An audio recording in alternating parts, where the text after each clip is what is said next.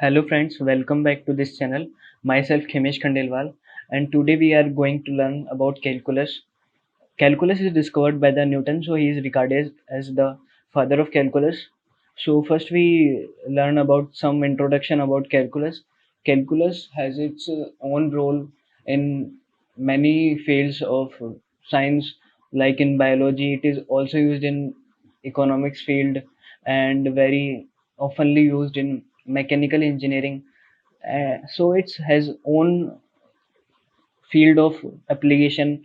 So it is, as I said, it is also used in biology, so it is oftenly used during the clinical cases in biology. So it is very essential to learn calculus as a biology student also, and also to crack the NEET. So start today we are going to start calculus.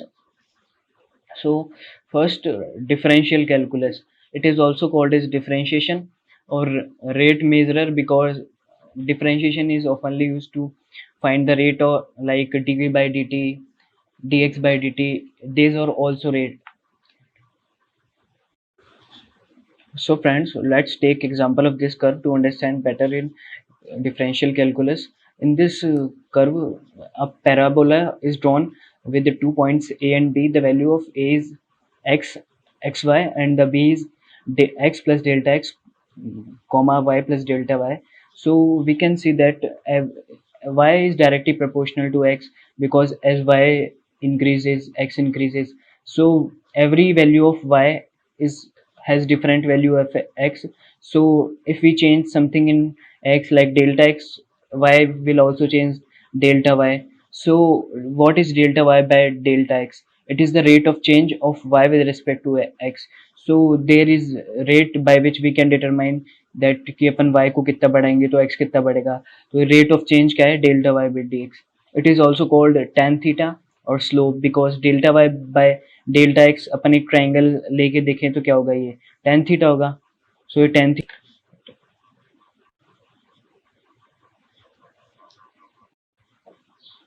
tan theta is equal to perpendicular upon base. So perpendicular is delta y and base is delta x. So it is tan theta or slope.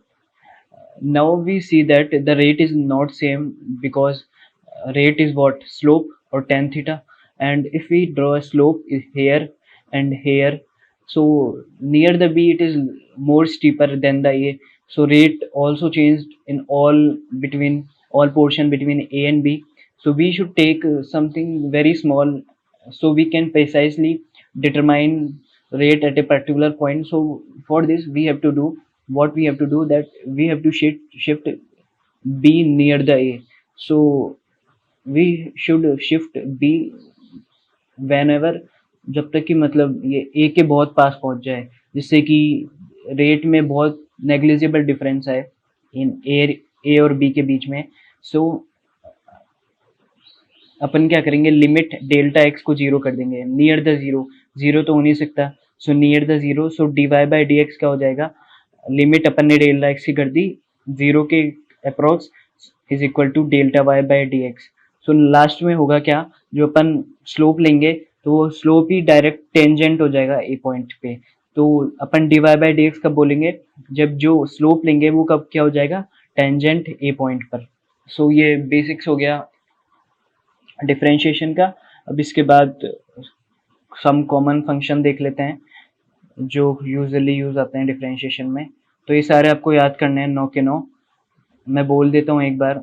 X n is equal to n x n minus one, sine x cos x का minus sine x, tan x का sec square x, cot x का cosec square x minus में sec x tan x, cos x का minus cos x tan cot x, l n x का one by x. L n x क्या होता है, log to the base e x का क्या है ई x. और इसके बाद कुछ रूल्स हैं सॉल्विंग डिफरेंशिएशन. सो अगर अपन सी को कोई कांस्टेंट ले ले तो d y by d x, तो सी बाहर आ जाएगा d y by d x. ये मल्टीप्लिकेशन रूल है, u d v by d x plus v d u by d x. ये डिवाइडिंग रूल है, v d u by d x minus u d v by d x upon v square. ये सारे फॉर्मूले आप याद कर लेना. इसके बाद लास्ट है d y by d x is equal to d y by d u dot d u by d x. तो हुआ क्या इसमें, अपन ने कुछ थोड़ा इसको मॉडिफाई कर दिया इस फॉर्मूले को, तो फाइनली होगा तो d y by d x, फिर डी यू को कट कर दो तो बचेगा क्या, d y by d x. So ये डिफरेंशिएशन अपना यहाँ पर खत्म हुआ है। सो अब इतना ही आपको डिफरेंशिएशन में जानने की ज़रूरत है, इन फॉर्मूले को डिराइव करने की ज़रूरत नहीं है, क्योंकि नीट में केवल बेसिक ज्ञान चेक करता है एग्जामिनर कि आपको बेसिक ज्ञान है क्या नहीं डिफरेंशिएशन के बारे में, और ये जो फॉर्मूले बताए थे उसी फॉर्मूले का सारा एप्लीकेशन होता है सारे क्वेश्चंस में। So next we take maxima and minima. Maxima और मिनिमा है क्या चीज़, मैक्सिमा और मिनिमा डिफरेंशिएशन से थोड़ा रिलेटेड है पर थोड़ा अलग है। इसको अपन इस ग्राफ से समझते हैं। एक वाई एक्स ग्राफ लिया है, इसमें एक कर्व बनाया है जिसमें कर्व पहले मैक्सिमम जाता है, थोड़ा बढ़ता है, फिर एक मैक्सिमम पॉइंट पे पहुंचता है, फिर गिरता है मिनिमम पॉइंट पे पहुंचता है, फिर दोबारा बढ़ना शुरू करता है। तो ये मैक्सिमम और मिनिमा क्या है, मैक्सिमम और मिनिमा ये दो मैक्सिमम और मिनिमम पॉइंट है। सो एट मैक्सिमा आप देख रहे होंगे कि जो स्लोप है या जो टेन थीटा है वो कितना है, जीरो। यहाँ पे भी कितना है स्लोप, टेन थीटा जीरो। इसका मतलब क्या है कि जो rate of change at this point क्या हो गई, जीरो, इस पॉइंट पे भी क्या हो गई, zero. So at maximum and minimum point dy by dx is equal to 0. So slope is equal to tan theta, that is also 0. So at maximum point d upon dx of dy by dx is less than 0. So ये क्या है, ये पूरा function ये है rate of change of slope. D by d x तो क्या denote करते हैं, रेट डिनोट करते हैं, और d y by d x क्या था, अपन ने इसको बोला था स्लोप या टेन थीटा। तो ये पूरा फंक्शन है rate of change of slope.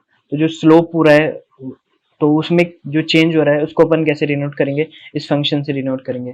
तो अपन मैक्सिमा पर देखते हैं, जो मैक्सिमा से जस्ट पॉइंट पहले था वहां पर ये जो स्लोप लेके देखते हैं, ये स्लोप लिया ऐसे, तो ये जो एंगल बन रहा है क्या बन रहा है, एक्यूट एंगल बन रहा है। फिर उसके बाद ये पूरा एक्यूट बन रहा है तो स्लोप क्या हो गया, पॉजिटिव हो गया। फिर उसके बाद ये जस्ट हॉरिजॉन्टल हो गया तो जीरो हो गया। तो उसके जस्ट बाद अपन ने कैसे लिया, तो ये कौन कैसा एंगल बन रहा है, ऑब्ट्यूस एंगल बन रहा है। तो स्लोप क्या हो गया, नेगेटिव हो गया। पहले तो पॉजिटिव था, फिर जीरो हो गया, फिर नेगेटिव हो गया। तो चेंज ऑफ स्लोप क्या आ रहा है, नेगेटिव आ रहा है। So at maxima change of slope क्या है, negative. But at the minima पहले अपन ने लिया ऐसे एंगल, तो क्या था, ऑब्ट्यूस था, फिर जीरो हुआ, फिर ऐसे लिया, फिर एक्यूट हो गया। तो the change at of slope at the minima is, यहाँ पर देखते हैं d by d x of d y by d x is greater than zero. So क्या हो गया, पॉजिटिव हो गया। तो अपन इसको, ये जो फंक्शन है इसको ऐसे भी लिख सकते हैं, d square y upon d x square. So ये जो मिनिमा और मिनिमा है ये काफ़ी यूज आता है, इस चैप्टर में भी यूज आएगा, और एनएलएम में भी काफ़ी यूज आता है, न्यूटन्स लॉ ऑफ मोशन में। वहाँ पे एक कंसेप्ट होता है, पोटेंशियल एनर्जी का कंसेप्ट यूज होता है वर्क पावर एनर्जी में और एनएलएम में। तो वहाँ पर काफ़ी यूज आता है मैक्सिमा और मिनिमा का कंसेप्ट। तो मैक्सिमा और मिनिमा और डिफरेंशिएशन तो इतना सही है थ्योरी में। अब इसके बाद इंटीग्रल कैलकुलस देखते हैं, जिसको इंटीग्रेशन भी बोलते हैं। तो इसमें अपन ने एक ग्राफ लिया वाई एक्स का ग्राफ, और एक पी क्यू कर्व बनाया, जिसमें एफ है तो परपेंडिकुलर हाइट है यहाँ आपकी, और ये जो लाइनें खींची है अपन ने इनके बीच में डिस्टेंस डेल्टा एक्स है। ये मैंने थोड़ी बड़ी बना दी, पर ये सब आपको डेल्टा एक्स लेना है। तो इसमें अपने को करना क्या है, जो पी क्यू ग्राफ है इसके नीचे का पूरा एरिया निकालना है। तो अपन ये थोड़ा डिफरेंशिएशन के जस्ट अपोजिट है। अपन डिफरेंशिएशन में क्या करते थे, रेट निकालते थे, मतलब डिवाइड करते थे। इसमें अपने को एरिया निकालना है, मतलब मल्टीप्लाई करना है। तो जस्ट अपोजिट है इसमें। अपन देख सो एरिया निकालने के लिए क्या करते हैं, अपन इसको स्मॉल स्मॉल रेक्टेंगल्स में डिवाइड कर देते हैं। जैसे कि ये है, ये है, ये है। इस रेक्टेंगल्स को डिवाइड करने के बाद इन रेक्टेंगल का एरिया निकाल देंगे, और फिर सारे रेक्टेंगल के एरिया को जोड़ देंगे।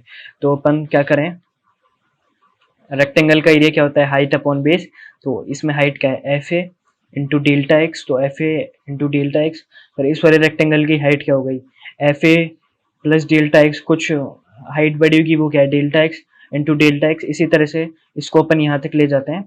तो ये कितना होगा, f a plus n minus one into delta x into delta x. तो ये इसका पूरे का सम लेंगे तो ये कितना होगा, सम आई वन से लेकर एन तक F x one into delta x. तो ये तो अपन ने एल्जेब्रिकली कर लिया ये सारा। अब क्या ये सही है क्या? ये जो पी क्यू के नीचे है ये सारा एरिया इसके अंदर आ गया? नहीं आया, क्योंकि अपन ने केवल रेक्टेंगल का लिया है। ये रेक्टेंगल के ऊपर कुछ कुछ ट्राइंगल भी रह चुके हैं, तो इस वजह से एग्जैक्ट एरिया नहीं आया जो अपन ने निकाला था। तो ये थोड़ा अपने को ये यूज नहीं करना है, क्योंकि इसमें अच्छे से यूज रिजल्ट नहीं आ रहा। तो अपन क्या करेंगे, अपन ये जो दो परपेंडिकुलर लाइन खींची थी इनके बीच डिस्टेंस कितनी थी, डेल्टा एक्स। तो इसको डेल्टा एक्स को लगभग 0 कर देना है, जिससे कि ये जो दो लाइन्स है जस्ट पास में आ जाए। इसकी वजह से डेल्टा एक्स कितना हो जाएगा, 0। और जो ट्राइंगल जो बन रहे थे पहले, अब वो नहीं बनेंगे। सो जो पी क्यू के नीचे जो एरिया आएगा वो पूरा एग्जैक्ट आएगा। तो इसके लिए अपन क्या करेंगे, इंटीग्रेशन का यूज करेंगे। इंटीग्रेशन ऑफ बी से लेकर ए तक, बी कहाँ है यहाँ पर और ए कहाँ है यहाँ तक। तो इंटीग्रेशन ऑफ बी से लेकर ए तक फंक्शन किसका है, एक्स इंटू डी एक्स, ये होगा इंटीग्रेशन फॉर्म। सो यही आपको यूज करना है पूरा इंटीग्रल रिलेशन। सो ये तो बेसिक हो गया इंटीग्रेशन का। इंटीग्रेशन क्या होता है, फॉर्मूला एरिया निकालने के काम आता है। तो इंटीग्रेशन ऐसे करते हैं, ये साइन होता है इंटीग्रेशन का, बी से लेकर ए तक F x into d x. अब कुछ लाइक इंटीग्रेशन फॉर्मूले हैं जैसे डिफ्रेंशिएशन के थे, बट जस्ट अपोजिट है ये। देख लो आप, साइन एक्स का माइनस कॉस एक्स का sine x, sec square x का tan x, cosec square x का minus cot x, sec x tan x का सेक एक्स, और एक्स एन का एक्स एन प्लस वन, ये मोस्टली यूज होता है, तो इसको याद रखना। 1/x का ln x। अब ये कुछ रिलेशन है, जैसे कि वहाँ पर थे c f x d x, तो सी कॉन्स्टेंट है, बाहर आ जाएगा, c f x plus d x into d x. तो ये दो वैल्यूज हैं, तो इनका एक एक का इंटीग्रेशन ले लेंगे। तो ये तो इंटीग्रेशन कैलकुलस हो गया एक पेज में, मतलब सारा नॉर्मल कंसेप्ट हो गया और फॉर्मूलेज हो गए। तो अब इनको पढ़ लोगे तो आराम से इंटीग्रेशन अच्छे से कर सकोगे नीट के लेवल का। तो इसके बाद अपन क्वेश्चन देख लेते हैं इंटीग्रेशन का एक अच्छे से, जिससे पकड़ बन जाए। इसमें एक क्वेश्चन दे रखा है, इंटीग्रेशन 6 से 3 तक निकालना है, 2x square plus 3x plus 5 into d x. तो सबसे पहले अपन क्या करें, ये तीन वैल्यू है, इनको एक एक खोल लो अलग अलग। 2x square D x, 3x D x, 5 D x. अभी कांस्टेंट क्या क्या है इसमें, 2 है, तो 2, 3 और 5 इन सबों को बाहर निकाल दो। X square D x, x d x, और यहाँ पे तो एक्स है नहीं कुछ, तो एक्स की पावर क्या कर लेंगे, 0 इंटू डी एक्स। अब अपन ने क्या निकाला था एक्स की पावर के लिए, integration x n plus one upon n plus one. तो यहाँ पे एन क्या है, 2, तो 2 प्लस 1 3 अपॉन 3, तो 2x cube by 3, 3x square by 2 और 5x बाई 1। अब अपन किसका यूज करेंगे, ये जो लिमिट दे रखी है 6 से लेकर 3 तक। तो अपना फाइनल कहाँ तक आ गया, रिजल्ट यहाँ तक आ गया था। तो लिमिट कहाँ से लगानी है, 6 से लेकर 3 तक। तो फर्स्ट यहाँ पे लगाएंगे 2/3 एक्स क्यूब ऑफ किसका, 6 का। तो 6 का क्यूब कितना होता है, 216, और 3 का क्यूब कितना होता है, -27। तो अपन इन दोनों को लिमिट से माइनस करना होता है, मैक्सिमम लिमिट से मिनिमम लिमिट को। तो जो ऊपर दे रखी है उसको नीचे से माइनस करना है। तो ये ऐसे आ गया, ऐसे ही 3/2 में एक्स स्क्वायर का हो जाएगा, और 5 6 - 3 हो जाएगा। यहाँ पे एक्स स्क्वायर था, तो 6 6 36 -3 3 9। सो इसको सॉल्व करने के बाद रिजल्ट आता है 126 प्लस 14.5 प्लस 15। अब नीट में आए हुए कुछ डिफरेंशिएशन और इंटीग्रेशन से रिलेटेड क्वेश्चन देख लेते हैं। सो फर्स्ट है, नीट 2016 में आया था, दो कार पी आर क्यू है, वो एक पॉइंट से स्टार्ट करते हैं, एक्स पी से और एक्स क्यू से। तो टाइम पूछा है जब दोनों की सेम वेलोसिटी होगी। सो सॉल्व करते हैं अब इसको। ये वेलोसिटी क्या होता है, D x by D T. तो पी की वेलोसिटी क्या हो जाएगी, D x P upon D T, और एक्स पी को अपन सॉल्व करेंगे तो क्या आएगा, ए प्लस टू बी टी। इसी तरह वी क्यू की वेलोसिटी क्या आ जाएगी, F minus two T. Since they क्या रखा है, जब दोनों की वेलोसिटी बराबर हो जाए, so a plus two b t is equal to f minus two t. तो टाइम कितना आएगा इसका, f minus a 2 1 plus now next question, velocity दे रखी है पार्टिकल की and a r b constant, तो distance travel between 1 and 2 second. अब इसको कैसे करेंगे, वेलोसिटी से अपन पोजीशन निकालेंगे, तो पोजीशन से डिस्प्लेसमेंट आ जाएगा, पर पूछा डिस्टेंस है। सो डिस्टेंस और डिस्प्लेसमेंट में डिफरेंस कब होता है, जब वेलोसिटी की डायरेक्शन चेंज हो रही हो। जैसे अपन कोई चीज़ आसमान में फेंकते हैं तो वेलोसिटी की डायरेक्शन चेंज होती है, पहले ऊपर होती है फिर नीचे होती है, तो उस टाइम डिस्प्लेसमेंट तो जीरो होगा, पर डिस्टेंस दोनों ऊपर और नीचे जाने का टाइम। सो अब इसको सॉल्व करते हैं। Velocity is equal to at plus bt square. So velocity dx by dt is equal to at plus bt square. dx का इंटीग्रेशन कर देते हैं इसको, at dot dt bt square dot dt। सो इस इंटीग्रेशन के बाद क्या फाइनल आता है, 3/2a प्लस 7/3b। सो ये इसका आंसर है। तो सिंपल इंटीग्रेशन करना है इस क्वेश्चन में और कुछ नहीं है। नेक्स्ट क्वेश्चन है IIPFT 15 का। एक पार्टिकल दे रखा है यूनिट मास का जो 1D मोशन करता है और उसकी वेलोसिटी दे रखी है एक्स पे डिपेंडेंट, टाइम के डिपेंडेंट नहीं है, एक्स के डिपेंडेंट पे है। सो अब इसका एक्सेलरेशन पूछा है, तो एक्सेलरेशन कैसे निकाले जब वेलोसिटी दे रखा है एक्स पे dependent. So velocity function x के डिपेंडेंट, तो इस टाइम पे एक्सेलरेशन का फॉर्मूला होता है v d v by d x. ये दिखने में तो बहुत कॉम्प्लेक्स लग रहा है क्वेश्चन, पर ये बहुत ईजी है, तो इसको करते हैं अब सॉल्व। सो एक्सेलरेशन क्या होता है, v d v by d x. तो v तो अपने को दे रखा है, तो अब अपने को first d v by d x find करते हैं। So d v by d x is equal to differentiation of beta x to the power -2n with respect to d x. तो इसमें बीटा तो कांस्टेंट है तो ये बाहर आ जाएगा, और अब इसमें डिफरेंशिएशन का फॉर्मूला लगाते हैं, -n एक्स एन -1, तो -2n बाहर आ गया, -2n -1। सो ये सॉल्व करके होता है -2n beta x to the power -2n -1। उसके बाद एक्सलेशन फाइंड करते हैं, v into d v by d x. V तो क्या है, ये बीटा एक्स -2n, और d v by d x का ये जो अपन ने फाइंड करा है। सो इन दोनों को मल्टीप्लाई कर दो, फिर आंसर आपके सामने। क्वेश्चन है, इसमें दे रखा है एक मोशन ऑफ पार्टिकल का, तो उसकी इक्वेशन दे रखी है x is equal to 8 plus 12t minus t cube. तो इसका रिटार्डेशन पूछा है जब इसकी वेलोसिटी जीरो हो जाए। तो इसका पोजीशन से अपन वेलोसिटी निकाल लेंगे, वेलोसिटी से एक्सेलरेशन निकाल लेंगे, तो वेलोसिटी को जीरो करके टाइम निकाल के अपन उसको एक्सेलरेशन में पोजीशन दे रखी है 8 plus 12t minus t cube. इससे वेलोसिटी निकाल ली, वेलोसिटी ये आई, इससे वेलोसिटी से एक्सेलरेशन निकाल ली, एक्सेलरेशन ये आई -60 है ये। तो वेलोसिटी को जीरो कर देंगे अपन, तो इसको जीरो कर देंगे, जीरो से जो टाइम आएगा उस टाइम को यहाँ पे पुट कर देंगे, तो एक्सेलरेशन आ जाएगा। इस क्वेश्चन में इनिशियल वेलोसिटी दे रखी है u, जो t इज इक्वल टू 0 पे है। अब एक्सेलरेशन पूछा है, नहीं एक्सेलरेशन गिवन है alpha t to the power 3/t। तो इसमें अपने को कौन सा रिलेशन ट्रू है, तो अब अपने को एक्सेलरेशन को पहले वेलोसिटी में चेंज करना पड़ेगा, फिर देखना पड़ेगा कौन सा रिलेशन ट्रू है। सो अब इसको solve. So acceleration is equal to alpha t to the power 3/t। Acceleration we can write dv by dt is equal to alpha t to the power 3/2, then integrate dv from u to v, and from time 0 to t time alpha t to the power 3/t, इसके आगे v minus u, फिर alpha t to the power 5/2 अपन 5/2, ये उस वाले फॉर्मूले से आया है x n+1 अपॉन n+1। तो ये 3/2 था, +1 करेंगे तो 5/2, नीचे भी 5/2, तो फिर ये ऊपर चला जाएगा 2, तो v is equal to u plus 2/5 alpha t to the power 5/2।